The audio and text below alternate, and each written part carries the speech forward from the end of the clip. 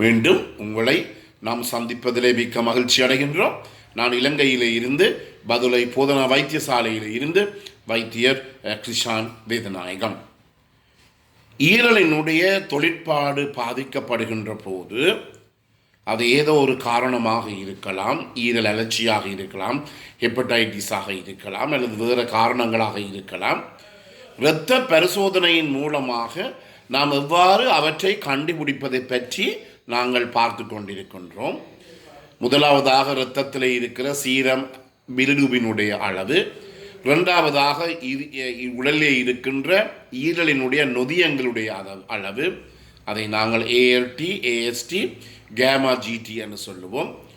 மூன்றாவதாக புரோத்ரோம்பின் டைம் எனப்படுகின்ற குருதி உறைவதற்குரிய அந்த நேரத்தை நாங்கள் எடுத்துக்கொண்டு அதில் இருந்து கணிக்கின்ற ஒரு முறையீடு தான் இந்த புரோத்ரோம்பின் டைம். ஏனெனில் ஈரலிலே இருந்துதான் உடலுக்கு தேவையான அனைத்து, அதாவது குருதி உறைவதற்குரிய காரணிகள், ஃபேக்டர்ஸ் எல்லாம் வருகின்றது.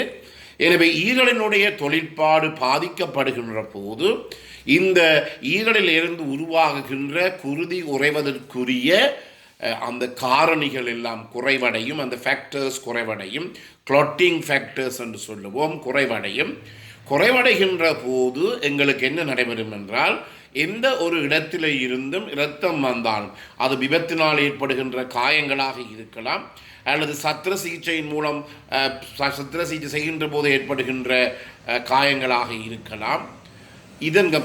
அந்த இடங்களிலே இருந்து இந்த இரத்த ஓட்டமானது உடனடியாகவே நிற்காது.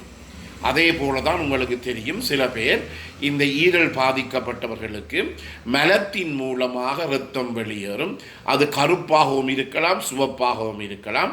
அதே நேரத்தில் அவர்கள் இரத்த வாந்தி, குடிகாரர் எல்லாம் ஆல்கஹால் அல்லது மதுவுக்கு அடிமையானவர்கள் எல்லாம் இரத்த வாந்தி எடுத்தெடுத்து தான் இறப்பார்கள் என்று சொல்லுவார்கள்.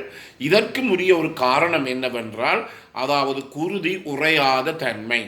இந்த எங்களுடைய சாப்பாட்டு குழாய் இருக்கின்றது களத்தினுடைய கீழ்ப்பகுதியில் இருந்து அந்த ஈரலுக்கு செல்லுகின்ற நாளங்களிலே அமுக்கம் கூறி அதன் காரணமாக இந்த நாளங்கள் விடித்து என்ன செய்கிறது, நாங்கள் இரத்தமாக சக்தி எடுக்கிறோம்.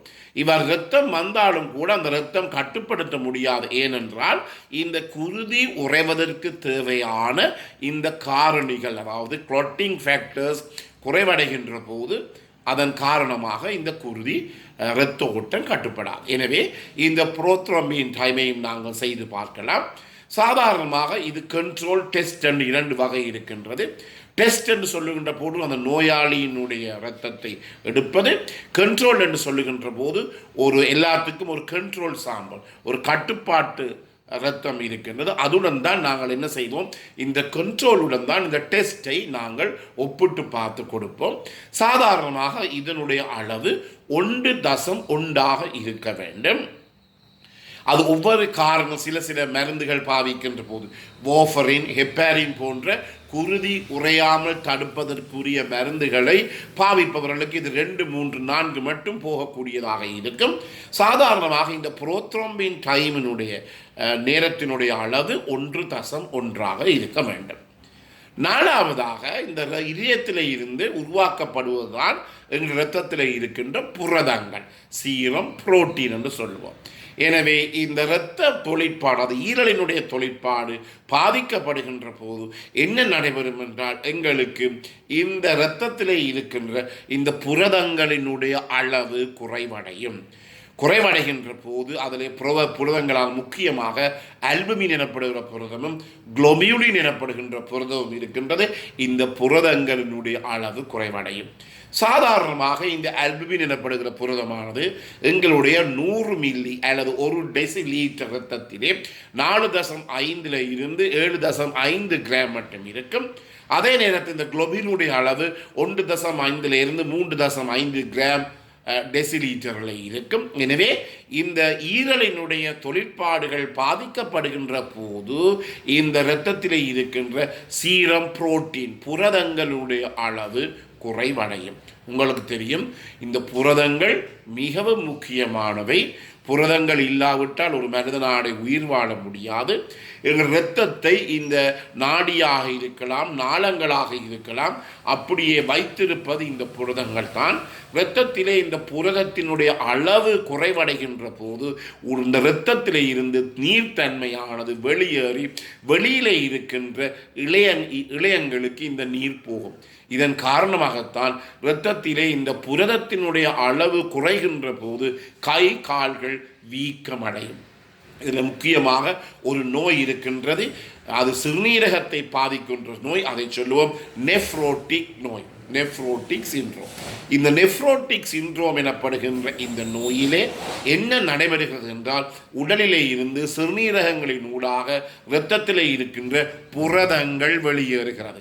எனவே இரத்தத்திலே இருக்கின்ற இந்த புரதங்கள் வெளியேறுகின்ற போது என்ன நடைபெறும் என்றால், நான் முதலிலே சொன்னது போல இந்த நாடிக்குள்ளும் நாளங்களுக்குள்ளும் இரத்தம் கட்டுப்படுத்த முடியாமல் என்ன செய்யும், அந்த இரத்தத்திலே இருந்து நீர்த்தன்மைகள் வெளியேறும்.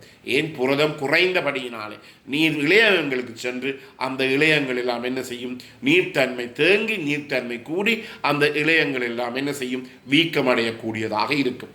அதே போலத்தான் இவ்வாறு இந்த நெஃப்ரோட்டிக் சிண்ட்ரோம் எனப்படுகின்ற சிறுநீரக பாதிப்பு ஏற்படுவது போலதான் இந்த லிவர் ஃபெயிலியர், ஈரல் தொழிற்பாடு பாதிக்கப்படுகின்ற போது கூட இரத்தத்தில் இருக்கின்ற இந்த புரதத்தினுடைய அளவு குறைவடைந்து உடல் வீக்கம் ஏற்படும். எனவே நான் முதலிலே சொன்ன இந்த நாளும் தான் சாதாரணமாக ஒரு ஈரலினுடைய தொழிற்பாட்டை பார்ப்பதற்குரிய விதிமுறை. இவ்வாறு இரத்தத்தின் மூலமாக ஈரல் பாதிக்கப்பட்டு இருக்கின்றதா என்பதை கண்டுபிடிக்கின்ற ஒரு முறையாக இருக்கின்றது. இதைவிட பலதரப்பட்ட வேறு வேறு சோதனைகள் கூட இருக்கின்றது. உதாரணமாக இந்த இரத்தத்தில் இருக்கின்ற இந்த ஃப்ரக்டோஸினுடைய அளவு உங்களுக்கு தெரியும். இந்த ஃப்ரக்டோஸ் எனப்படுவது ஒரு வெல்லம், எவ்வாறு குளுக்கோஸ் மாதிரி ஒரு சீனி வகையை சார்ந்தது. இந்த ஃப்ரக்டோஸ் ஆனது கூடுதலாக எங்கே இருக்கின்றது என்றால் இந்த பழங்களிலே தான் இந்த ஃப்ரக்டோஸ் இருக்கின்றது. எனவே இந்த ஃப்ரக்டோஸ், இந்த பழச்சாறுகள் இருக்கிற ஃப்ரக்டோஸ் இப்போது கண்டுபிடிக்கப்பட்டிருக்கிறது என்னவென்றால் ஈரலுக்கு சரியான பாதிப்பை ஏற்படுத்தும். இரத்தத்திலே இந்த ஃப்ரக்டோஸினுடைய அளவு கூடி ஃப்ரக்டோசினீமியா எனப்படுகின்ற ஒரு நோயை ஏற்படுத்தி அதன் மூலமாக ஈரல் மிகவும் வேகமாக பாதிக்கப்படக்கூடிய ஒரு தன்மை இருக்கின்றது. எனவே உங்களுக்கு தெரியும், இந்த காலங்களிலே நாங்கள் இந்த சூடு கூடின காலம், வெப்பம் கூடின காலம், அனைவருமே இந்த ஃப்ரூட் ஜூஸ் என்று சொல்லப்படுகிற இந்த பழச்சாறுகளைத்தான் அவர்கள் பருகி கொண்டிருக்கிறார்கள்.